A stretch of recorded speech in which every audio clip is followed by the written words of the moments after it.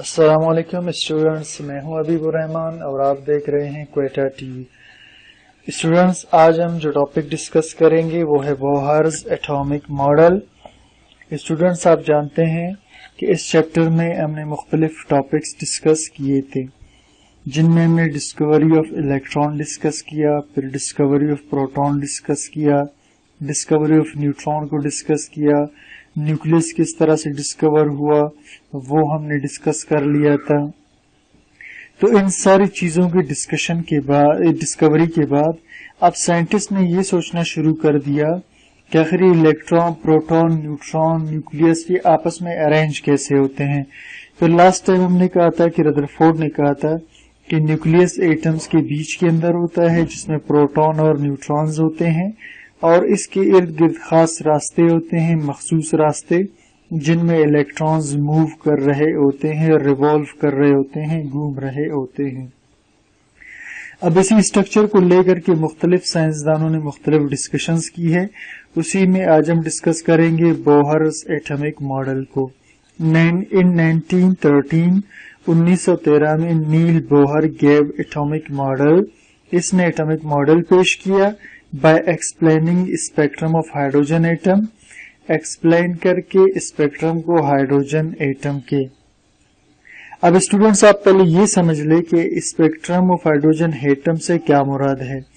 असल में किसी भी एटम में, ठीक है, अब फर्ज करें ये हाइड्रोजन का एटम है जिसमें एक प्रोटॉन है, और ये हाइड्रोजन के एटम का शेल है जिसमें एक इलेक्ट्रॉन है। ठीक, तो जब भी इलेक्ट्रॉन को एनर्जी मिलती है तो इलेक्ट्रॉन अपने से ऊपर मौजूद जो शेल्स है जंप करके उन शेल्स के अंदर चला जाता है एनर्जी को एब्जॉर्ब करके, और यही इलेक्ट्रॉन जब वापस ऊपर वाले शेल से वापस अपने असल शेल के अंदर जंप करके वापस आ जाता है। तो इसी जंपिंग के दौरान ये खास किस्म की एनर्जी रिलीज करता है। ठीक है, खास किस्म की एनर्जी और या स्पेक्ट्रम रिलीज करता है। स्पेक्ट्रम आप यूं समझ ले कि इस निकलने वाली एनर्जी को ही कहते हैं। तो एक खास किस्म की एनर्जी रिलीज करता है, और इस एनर्जी को इसने स्टडी किया था बोहर ने। तो चूंकि उसने सिंगल इलेक्ट्रॉन वाले हाइड्रोजन में इस कॉन्सेप्ट को डिस्कस किया, इसलिए यहां पर बात हमने कर ली explaining spectrum of hydrogen atom की। उसने एक्सप्लेन किया स्पेक्ट्रम को हाइड्रोजन एटम के। अब इस स्पेक्ट्रम से हमें क्या मालूमात मिलती है? इस स्पेक्ट्रम के थ्रू हमें मालूम हो जाता है कि इलेक्ट्रॉन कितने शेल के अंदर जंप करके जा सकता है, कितने ऑर्बिट्स में जंप करके जा सकता है। ठीक, number 2, Bohr's theory of atomic model was based on Planck's quantum theory. और बोहर का जो एटॉमिक मॉडल था वो लिया गया था प्लांक्स के क्वांटम थ्योरी से। और लास्ट लेक्चर हमने प्लांक्स क्वांटम थ्योरी डिस्कस किया था, अगर आपको याद हो। ठीक है, ये प्लांक्स क्वांटम थ्योरी हमने डिस्कस किया था और इसमें मुख्तलिफ पॉइंट्स हमने डिस्कस किए थे, और इसी के अंदर हमने कहा था कि एनर्जी डायरेक्टली प्रोपोर्शनल होती है फ्रीक्वेंसी के, या एनर्जी जो है बराबर होती है प्लांक्स कांस्टेंट और फ्रीक्वेंसी के, यानी जितनी फ्रीक्वेंसी ज्यादा होती है उतनी ही किसी चीज की एनर्जी भी ज्यादा होगी। ये लास्ट टाइम हमने डिस्कस किया था प्लांक्स क्वांटम थ्योरी। तो इसका जो एटॉमिक थ्योरी था बोहर का, वो बेस्ड था इसी प्लांक्स क्वांटम थ्योरी पे। अब इसके मेन पॉइंट्स क्या थे? Electron revolves around nucleus in circular path. इसने कहा कि इलेक्ट्रॉन न्यूक्लियस के गिर्द, फर्ज करे ये न्यूक्लियस है जिसमें प्रोटॉन है और न्यूट्रॉन है। ठीक, अब न्यूक्लियस के इर्द गिर्द मखसूस रास्ते होंगे, जैसे ये एक रास्ता है और जैसे ये एक रास्ता है, बिल्कुल इसी तरह ये तीसरा रास्ता है। तो इसने कहा इलेक्ट्रॉन न्यूक्लियस के गिर्द मखसूस रास्तों में रिवॉल्व कर रहे होते हैं। ठीक है, फर्ज करें ये दो इलेक्ट्रॉन हैं तो ये इस रास्ते में घूम रहे होते हैं। इलेक्ट्रॉन्स रिवॉल्व कहते हैं घूमने को। ठीक है, electrons revolve around nucleus in circular path. Electron nucleus की गिर्द गोल रास्तों पे घूम रहे होते हैं। The circular paths are called orbits. अब इन सर्कुलर पाथ्स के तीन नाम है, या तो इन्हें ऑर्बिट कहते हैं, या शेल कहते हैं, या इन्हें एनर्जी लेवल कहते हैं। ठीक है, तो ये जो रास्ते हैं ये वाले, ठीक है, इन रास्तों के तीन नाम है। ठीक है, या तो इन रास्तों को कहते हैं शेल, या इन्हें कहते हैं ऑर्बिट, या इन्हें कहते हैं एनर्जी लेवल। ठीक है, तो तीन नाम है इन ऑर्बिट्स के या शेल्स के। तो वापस आते हैं टॉपिक की तरफ। The circular paths are called orbit, shell, energy level. Number 2, electrons in each orbit have definite amount of energy. Electron और ऑर्बिट में मखसूस एनर्जी रखते हैं and are at fix distance from the nucleus, और nucleus से fix फासले पर होंगे। यानी ये जो इलेक्ट्रॉन है इनकी मखसूस एनर्जी होगी जिसकी वजह से ये घूम रहे होंगे और ये न्यूक्लियस से खास फासले पर मौजूद होते हैं। Number 3, electrons do not radiate energy as long as they are revolving in their specific orbit. Electrons खारिज नहीं करते एनर्जी को। रेडिएट कहते हैं दो चीजों को, या जज्ब करना या खारिज करना। तो इलेक्ट्रॉन्स ना तो रेडिएट यानी ना तो जज्ब करते ना खारिज करते एनर्जी को उस वक्त तक जब तक वो अपने मखसूस ऑर्बिट में घूम रहे हों। यानी अगर ये इलेक्ट्रॉन है, फर्ज करें ये इलेक्ट्रॉन जब तक ये अपने ऑर्बिट में होगा तो ना तो एनर्जी, जो मखसूस एनर्जी इसके अंदर है वो तो है, लेकिन उसके अलावा ये तो या तो एनर्जी रिलीज करेगा ना एनर्जी को एब्जॉर्ब करेगा। तो एनर्जी कब रिलीज और एब्जॉर्ब करेगा उसकी डिस्कशन आगे है। Number 4, when an electron absorbs energy, जब कोई इलेक्ट्रॉन एनर्जी को जज्ब करे। अब एनर्जी को जज्ब करेगा लाइट की शक्ल में। It jumps from lower orbit to higher energy orbit. जब भी इलेक्ट्रॉन एनर्जी को जज्ब करेगा तो इलेक्ट्रॉन क्या करेगा, इस लोअर ऑर्बिट से जंप करके ऊपर वाले ऑर्बिट में, यानी थोड़ी एनर्जी जज्ब करेगा तो इस ऑर्बिट में जाएगा, ज्यादा एनर्जी जज्ब करेगा तो यहां पर चला जाएगा। तो इलेक्ट्रॉन जंप करके ऊपर जा सकता है। अच्छा जी, तो when an electron absorbs energy it jumps from lower orbit to higher energy orbit। ठीक, number 5, when electron jumps back to its lower energy orbit, और जब इलेक्ट्रॉन वापस आ जाता है अपने पुराने ऑर्बिट में, it releases that absorbed energy, तो वो इस एनर्जी को रिलीज कर देगा। यानी यहां पर जो हमने डिस्कस किया कि इलेक्ट्रॉन जंप करके ऊपर चला गया था। ठीक है, तो अब अगर इलेक्ट्रॉन जंप करके ऊपर चला गया था, अब ये वापस जब आएगा अपने असल ऑर्बिट की तरफ, इस दौरान ये क्या करेगा, एनर्जी को रिलीज करेगा। ठीक है, एनर्जी को क्या करेगा, रिलीज करेगा। Number 6, when an electron jumps from one orbit to another orbit, जब एक इलेक्ट्रॉन एक ऑर्बिट से दूसरे में जंप करेगा, there will be change in energy, तो उसकी एनर्जी में क्या आएगा, चेंज आएगा। ठीक है,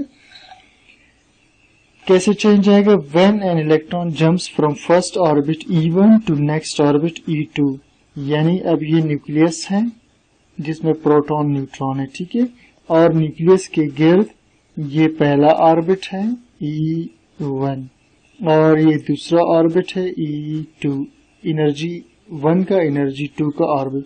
तो जब भी इलेक्ट्रॉन जंप करेगा E1 से और जाएगा E2 के अंदर, then energy change is given by Planck's equation, तो एनर्जी के चेंज को हम प्लांक्स के इक्वेशन से जाहिर करेंगे।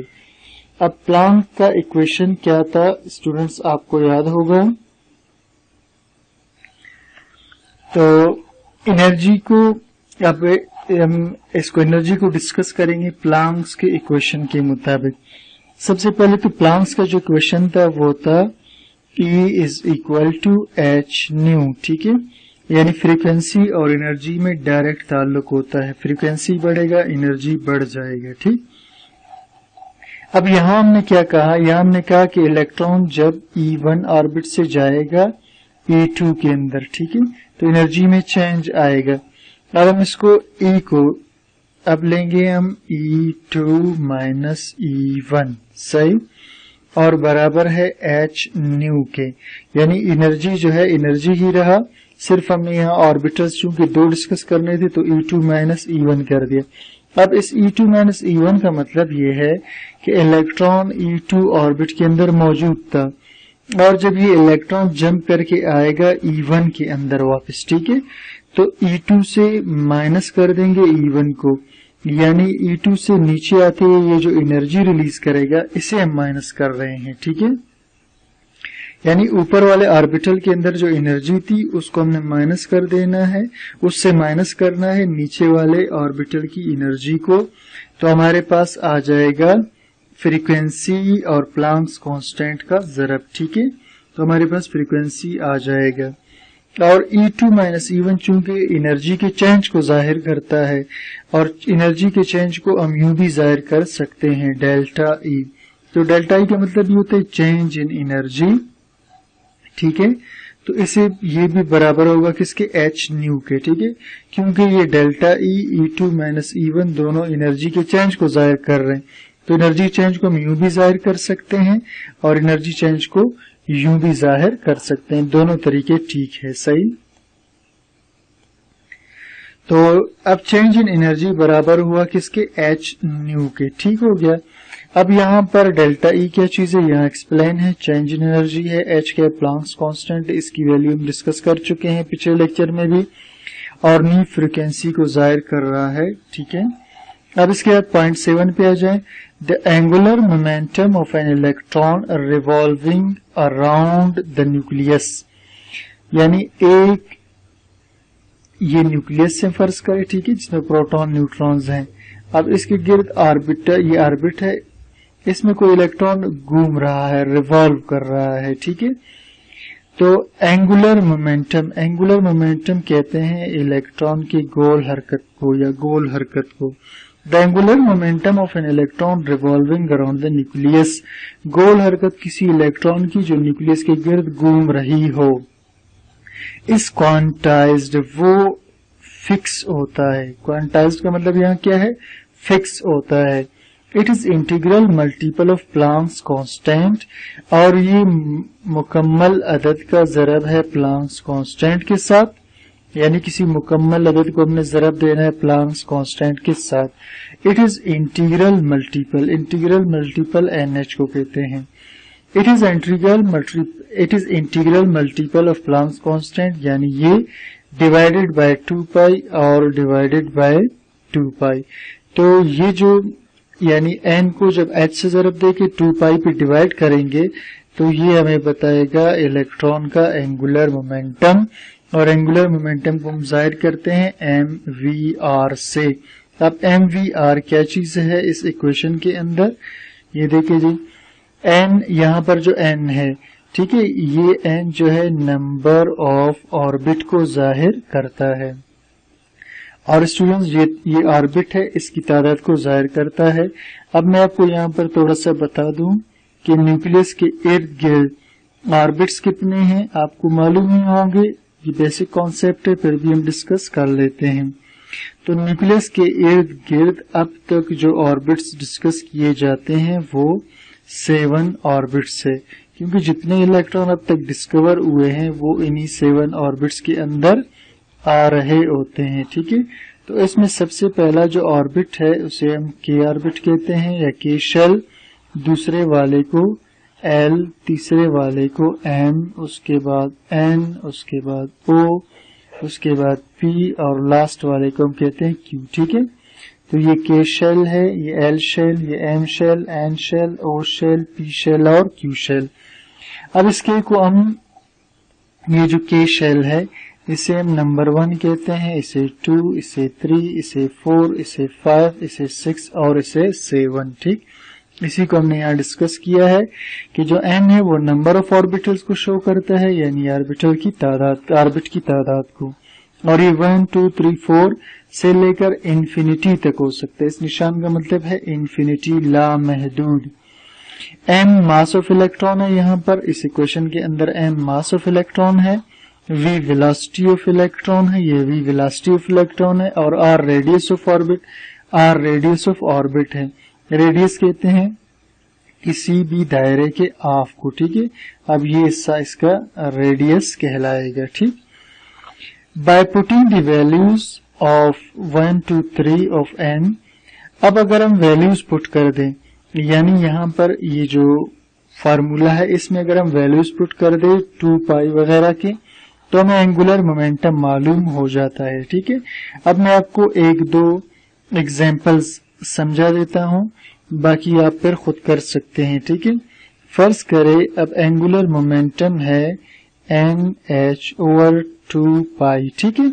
आपको मालूम है अब अगर हम फर्स्ट शेल की यानी के शेल की बात कर लें, ठीक है, तो के शेल के लिए एंगुलर मोमेंटम हम क्या करेंगे, 1 को मल्टीप्लाई करेंगे प्लांक्स कांस्टेंट के साथ, ठीक है। 6.625 10⁻⁻34 जूल सेकंड, ठीक। और नीचे क्या है 2 पाई, ठीक है। 2 पाई 1 की जो वैल्यू है वो 3.14 के इक्वल है। अब जब आप इसको इसके साथ मल्टीप्लाई करेंगे तो ऊपर वाला रकम चेंज नहीं होगा, यही रहेगा, ठीक। और नीचे 3.14, सही। अब अगर आप इस 6.625 को 3.14 पे डिवाइड कर दें, सही, तो आपके पास आ जाएगा एंगुलर मोमेंटम फर्स्ट शेल का। चलिए मैं इसको जरा कर लेता हूं।